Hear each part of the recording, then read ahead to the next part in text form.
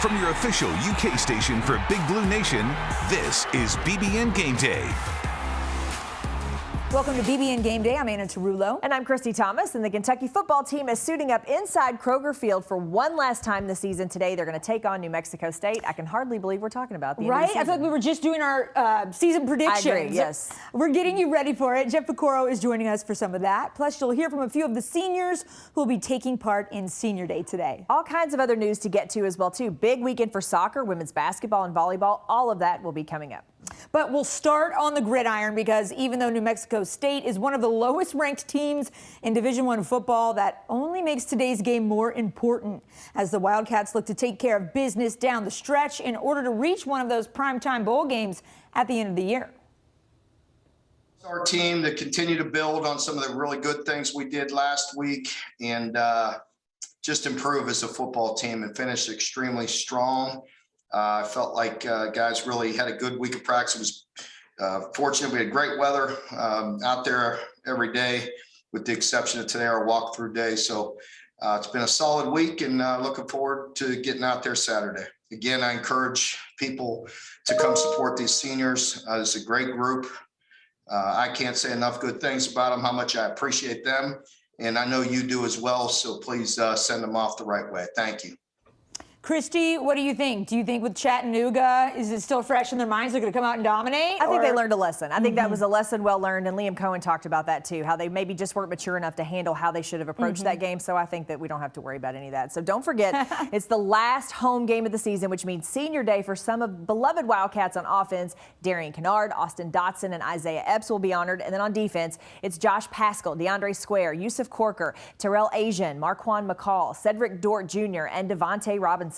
Now, fans and media alike are, of course, reading into the names announced already, but with COVID, everyone received an extra year of eligibility. Some notable names not listed are Jacquez Jones, Nasir Watkins, Clevan Thomas, and Marquez Bimbry. But Coach Stoops says we're all wasting our breath talking about that. Yeah, don't read too much into that. I mean, we had guys walk last year that are playing, and that aren't walking again because they're like, dude, I walked last year, So we're like, well, you played another year, at least get the shirt. You know what I mean? So we'll give them a shirt. And so don't read too much into that. We've tried to be very thorough with the COVID year.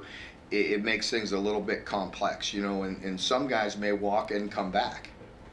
Man, I would try to do the double dip, walk 2 years in a row. That would be fun. Absolutely. All these guys have a long time before they have to make any decisions, whether that's returning to school or heading off to the NFL. We'll talk more about that in a few minutes. But right now, Christy, we have to talk about the other football. Yes, soccer. That's right. Some big stuff going on for the Kentucky men's soccer team. They're back in action this weekend, Sunday night at 7 o'clock right here in Lexington. That's going to be against Santa Clara for the second round of the NCAA tournament. The Cats earned a bye for the first round, and now it's win or go home. It's always tough if you see, we might play at Clemson, which is a beautiful facility, big crowd. But you always got to think from game to game. And first, we got to take care of our business on Sunday night. And I think we shouldn't get a step ahead. We're expecting a very big crowd. I'm sure it's not going to be the nicest weather because it's November. But, for us to be able to play at home one more game in front of the Big Blue Nation is something that we're really excited about. And the fans in the stands, and usually we have some noisemakers, and there's some energetic fans behind the opponent's goalkeeper. So we really feel like the Bell is a special place to play, and we're a good team, but we're even better at home. So to be able to have the opportunity to get seeded, to get a home game, is a huge advantage for us. Such a great opportunity to get out to the Bell and cheer them on. They play in Lexington Sunday at 7 o'clock, and it'll also be on ESPN+. And students get in free. There you go. All right, still coming up, we'll hear from head coach Mark Stoops about his seniors and how he thinks they could fare in this year's draft. Plus, Jeff Picoro joins us in studio to talk about all things Kentucky versus New Mexico State. That's coming up next. This is BBN Game Day, sponsored by Central Bank, CHI St. Joseph Health, Coca-Cola, Kentucky Farm Bureau Insurance, Kroger, Papa John's, and Toyota. Since opening our doors 75 years ago, Central Bank has made big changes, like the region's first Saturday hours, online ATMs, and even the area's very first vault. But one thing will never change is the community-minded mission of our founder. Garvis D. Kincaid believed that what's good for the bank should also be good for its community. True back in 1946 and equally true today. So, come see how we've grown. Central Bank, central to you. Member FDIC. St. Joseph Health has expanded its affiliation with Cleveland Clinic Cancer Center. As a leader in cancer screenings, diagnosis, and treatment for more than 40 years, St. Joseph Health continues to bring world-renowned cancer care to our communities. We'll now be able to reach more Kentuckians with highly specialized care, expertise, and convenience for you and your family. Whether you are newly diagnosed, want a second opinion, or would like to schedule a cancer screening, give us a call at 844-940-HOPE. There are moments in our lives that change everything, where hard work pays off with a burst of opportunity. That's why each year, Kentucky Farm Bureau and its county offices across the state help raise and give away hundreds of thousands of dollars in college scholarships. You see, Kentucky Farm Bureau does more than just insure homes and autos. We help ensure that more Kentuckians have a chance to achieve their dreams. Kentucky Farm Bureau, big on commitment. You're watching BBN Game Day.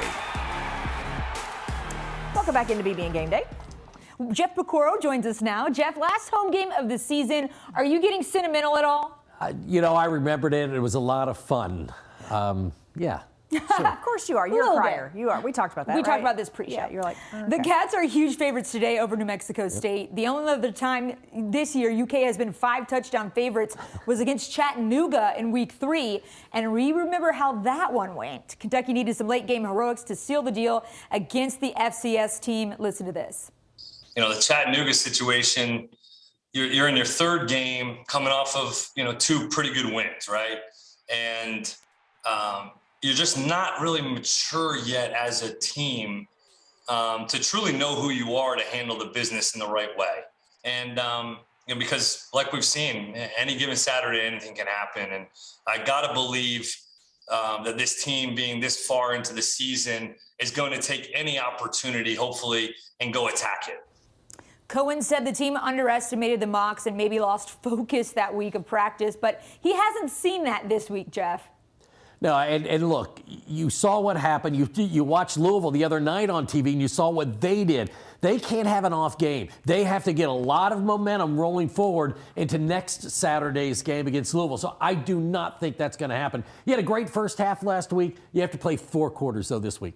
Well, the offense was back on track last week in a big way. UK put up 31 first-half points, and you've really been banging this drum the last few weeks about that balance. Levis and Wandale, of course, they did their thing, but they also got the run game going down in Nashville. Chris Rodriguez showed up in a big way. Offense finally looked like they had that balance again that you've been talking about. Going to need more of that as they look to the next 2 games. You're going to see a lot of that, especially this afternoon. This is not a great football team. Yeah. They lost a lot of players. They only played 2 exhibition games last year. So it's tough going for Doug Martin, but they're going to show up, and I think Kentucky firmly wins this game and gets ready for Louisville.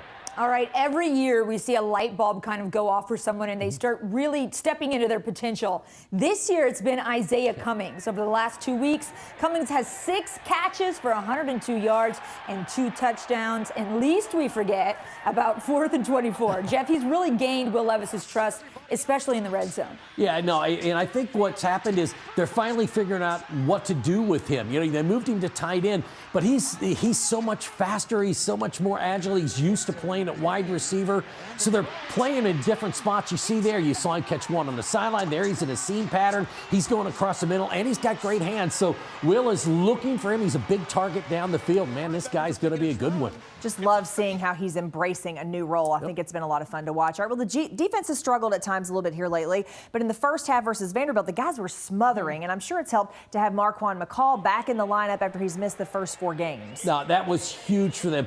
What's happened is they're not getting any press up the middle. The ends are coming, as always, but you're starting to see teams start to fan out the defensive ends to make that pocket bigger. You can't do that with Bully in the middle because he owns the middle of the field. He crushes the pocket. No place for the quarterback to go, and that's going to be huge next week against Louisville. All right, so a little earlier, you mentioned Doug Martin. You've got a connection there to the New Mexico State coach. Yeah, Doug played with us at UK here. He came in with me. Unfortunately, he hurt his knee. He'd have been a really, really good quarterback. And probably looking at his last couple games as a college coach who's going to retire after this season and move to North Carolina and enjoy his life with his daughter. His son is on his staff as the offensive coordinator, so that's kind of cool that he gets to be with his son on the sidelines. Yeah, but are you going to catch up with him this weekend? Are you going to see him before? Oh, yeah, I'll go see him. Well, and never mind the Good fact, too, that he coached Kent State, right? When they came back here in 2007, they gave Kentucky all they wanted when he was here. So, all right, Jeff. All right, thanks, Jeff. We look forward to hearing your call later this afternoon. All right, well, coming up, we have the latest on the women's basketball team and how Kyra Elsie is feeling about her Cats,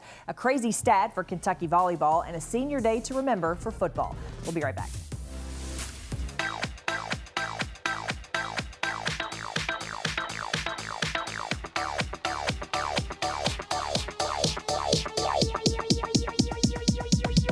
I need to try it first. The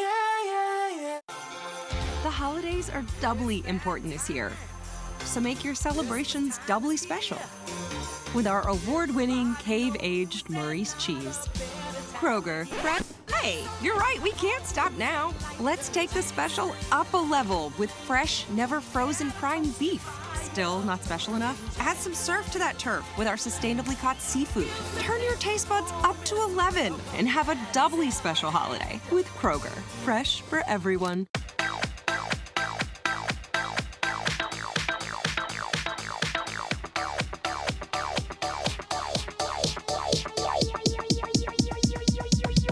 I need to try it first.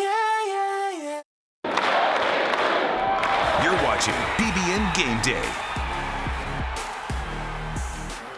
There's no doubt this year's Kentucky football senior class is a special one. They've all been a part of the culture shift for this team, and our Eli Gaines sat down with a few of them this week to reflect on their time as Wildcats. What a journey it's been for you, huh? I mean, can you just put into words what the years with the Kentucky football program has meant to you? Yeah, they've meant so much. It's been growth, spiritually, physically, mentally. I've been through trials and tribulations while I've been here, but I've also been through so many positive things. I've built so many relationships that left a lifetime, and I've met a lot of people that poured a lot of wisdom into me during my years here. The last ride, at least at Kroger Field, what do you imagine Saturday to be like for you? You know, I imagine Saturday to be, you know, just as electric as it always is here. I mean, I love this place. I've been coming here since I was a little kid, and being that person that's out there on that field now that people are cheering for, and it just makes me feel like I'm one of the luckiest kids that ever come and play here. That's from Kentucky. Everyone loves your story as, you know, being a walk-on and then, you know, being able to see significant action out on the football field. If you go back to that day that you got your scholarship, and actually, you know what, let's go back to day one when you walked on. Leading up to now, how has this journey been for you? It's been surreal, you know. I mean, you know, the first couple months I was on campus, I re-broke my foot. So, you know, I started off, you know, in the hole. So I had to rehab and everything and get that foot feeling better again, and then slowly just transition to, you know, putting in work in the weight room and out on the practice field when nobody's watching, and day in and day out just coming to work, you know, and eventually it paid it off for me and my family. When you look back at your career here, obviously you're clearly one of the fan favorites here just based on your story and how you were able to come back. When you look back, is there anything in particular that sticks out to you the most? I'll probably say, of course I would have to say the year I got diagnosed. I feel like that was the year that stuck out the most to me, because during those times, that's when not only this fan base, but this team and this whole program, they helped me out so much. I was able to give my life to Christ back in the spring of 2018, and then I got diagnosed in the summer of 2018. So building that foundation and the growth that I had throughout that whole year, the relationships that I built, that will last a lifetime, like I said, and I'm just thankful for those. Do you got a favorite memory through all your years here? There's been too many to keep count, but I'd say whenever we beat Tennessee last year in Tennessee, because that was the last home game. That was the last game that, you know, Coach Schlarman was able to attend, and that was the first time that he'd ever beaten Tennessee at Tennessee too. So I mean, that was just a big win for not only us but for him too. What's your favorite memory being a part of this program? Earning the scholarship is probably hard to beat, but if there was a close second, I'd have to say in the Belk Bowl, the big hit that I had and just got the crowd going and the team juiced up. I mean, that was definitely a cool moment for me and the team. lastly, what would your sign-off words be for Big Blue Nation? I'll probably say thank you just for accepting the kid from Maryland to come in here and be able to lead this program for the past 3 years. I'm thankful for the good, the bad, the trials and the tribulations, and for helping me grow into the man that I am today. And I'm a Kentucky boy for life now. Thank you guys for supporting me throughout my whole process and my journey here. It's been a blessing to be a part of this great program, and looking forward to see you guys on Saturday. BBN, you know I love you. I'll always love you, and I'm always going to be a part of it. I've been a part of it since I was a little kid growing up. And you know, I appreciate all the love and support that y'all gave me, and everybody back home for supporting me even whenever, you know, things wasn't going right for me down here at first, and everybody kept pushing me to go on, and I think this is going to be my last one, and you know, we're going to go out in style this year.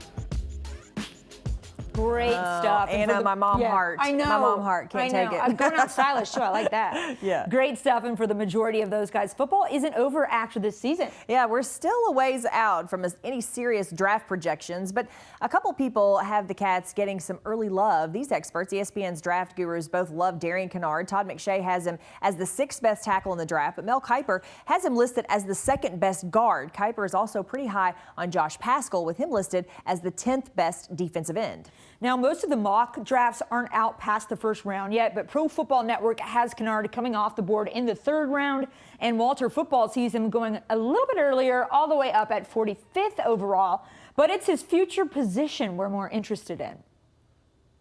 You know, when you're built like him as well, you know, you could play any, you could just about play any position. Maybe not center because he hasn't done it, but he's so big. That he could be a dominant guard, but he's a tackle. He moves so athletic, and his feet are so good, he can play tackle. He's just played so much right. He's comfortable there, and then we had Dare. It fit us, and he was, again, being very unselfish. He could play right or left. Love that versatility for him. Josh Pascal is the other guy whose name is being floated around in those earlier rounds. He might be a little undersized for the traditional defensive end role, but in today's NFL, versatility is key. He'll play in the NFL, you know, there's no doubt. He is definitely a tweener because he could play, you know, that could be a good thing. He is versatile, and you know, and so he'll get a lot of looks, and I think a lot of people are really studying him to see where they might fit in their system. A player like that, no matter what you want him on your football team. The late rounds were good to Kentucky a season ago. We saw 4 guys go in rounds 6 and 7. All of them, by the way, made their NFL rosters. That's huge. We could see some of that late magic again this season. Luke Fortner's move to center may have been the best thing he's done for his career, showing his versatility to play multiple positions on that inside O-line, and he's done it very well against some of the best D-lines in the country. Not sure any center has played as well against Georgia's vaunted front as Fortner did. It's been really good for our team because to replace somebody like Drake that's so intelligent and can direct so much, he's done that, but then you bring in Luke and it's really helped him and shown his versatility, you know, more size than Drake, and I think it'll help him moving forward and give him an opportunity to play at the next level. You know, he's got like 5 degrees, so if he didn't make it, I think he'll be all right. But I think he'll make it in the NFL. I agree. I think all these guys are going to make it just fine. If they don't make it in the NFL, they're going to be all right. Completely. All right, more BBN Game Day right after this.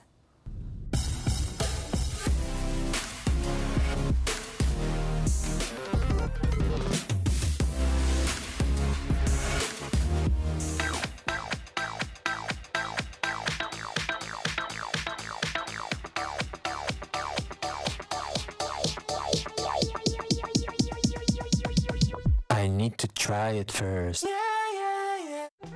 What you got there, Dad? Oh man, the new Bacon Mania lineup from Papa John's. Oh, it's the triple bacon pizza, topped with full strips of bacon. Woo, that smell of bacon through the house has everyone showing up. And I mean everyone. It's the season of bacon at Papa John's. Better ingredients, better pizza. Wow, this new Coca-Cola Zero Sugar. Is it the best Coke ever? No! Yes! No! Yes! I'm gonna try it first. Yes. I need to try it first. You're watching BBN Game Day. Welcome back to BBN Game Day. It's crunch time for the UK volleyball team. They only have 2 more series in the regular season, and they're good ones. Auburn and Florida. Number 8 Kentucky is traveling to the Plains this weekend to take on the Tigers. They'll play Saturday evening at 5:30 Eastern Time and Sunday afternoon at 2 o'clock, all on the SEC+. Kentucky's current record puts them 1 match ahead of both Florida and Mississippi State. So closing out the next 2 weekends means the Cats could clinch their 5th consecutive SEC title. And that's fair because the Cats have been dominating the SEC this season. They've only lost 1 match to a league opponent. And that dominance has shown up for the Cats in Conference's weekly awards. This week, freshman setter Emma Grome is the SEC Setter of the Week. And for a 3rd week in a row, did I say that? 3rd week in a row, she leads all NCAA freshmen in assists and is top 5 overall this season. It's fellow freshman Eleanor Bevan. She's the SEC Freshman of the Week after she had a career-high 5 aces in a win over Texas A&M. Boy, these youngsters are something else. I tell you what. Now, you might be sitting at home thinking, man, seems like the Cats win a weekly SEC award every single week, and you would only be a little bit wrong. These are the weeks this season Kentucky volleyball has not had a player named in one of the 4 SEC weekly honors. And hey, it's a pretty short list. Yeah, it is. I mean, that's impressive. In the first month of the season, Kentucky played number 1 Louisville. They played number 5 Wisconsin, number 19 Stanford, number 21 Creighton. So it was not an easy way to start the year, but it does seem to be paying off for Craig Skinner's Cats now. All right, the women's basketball team is looking to bounce back this weekend after falling to Indiana earlier this week. But listen, that Indiana team is good. They currently rank 4th in the country.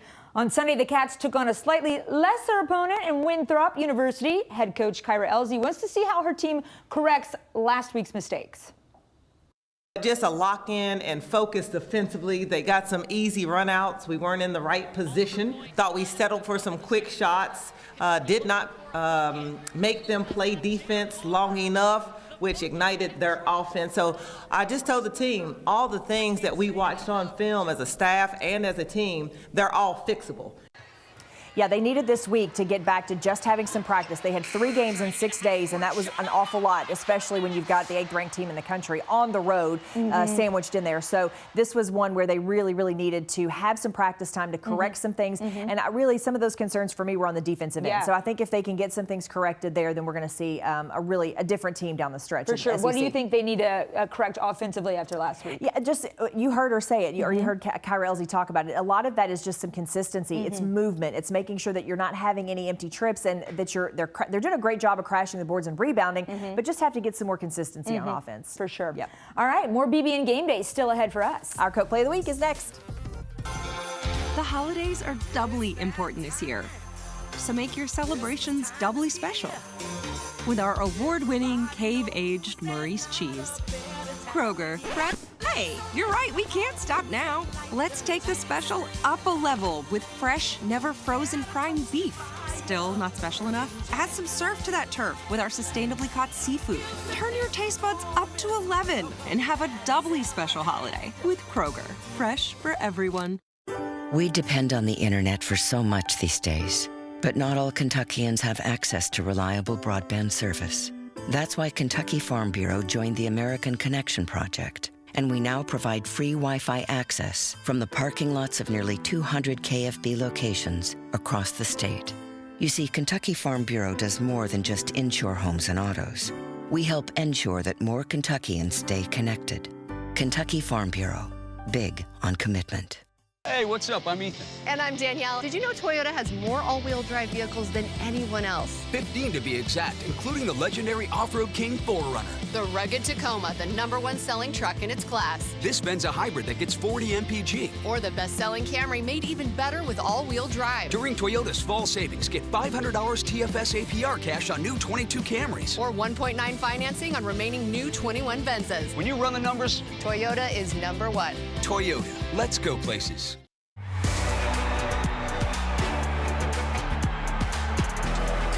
Stolen by Wheeler, 3-on-1. Wheeler, open path, shovel pass behind him. Cummings with a lucky flying sleeve. Sits off the bench, going crazy on the far side. And I'm getting Willie Cauley-Stein flashbacks. Anybody else? This was over a week ago, and we don't even care. This could be our Coke Play of the Year for all we know. Damian Collins with a monster slam from the SEC logo. This just about brought the roof off of Rupp Arena against Robert Morris last Friday night. Christy. Here's hoping more of that is down the road for us. All right, we'll see you next time. This is BBN Game Day, sponsored by Central Bank, CHI St. Joseph Health, Coca-Cola, Kentucky Farm Bureau Insurance, Kroger, Papa John's, and Toyota.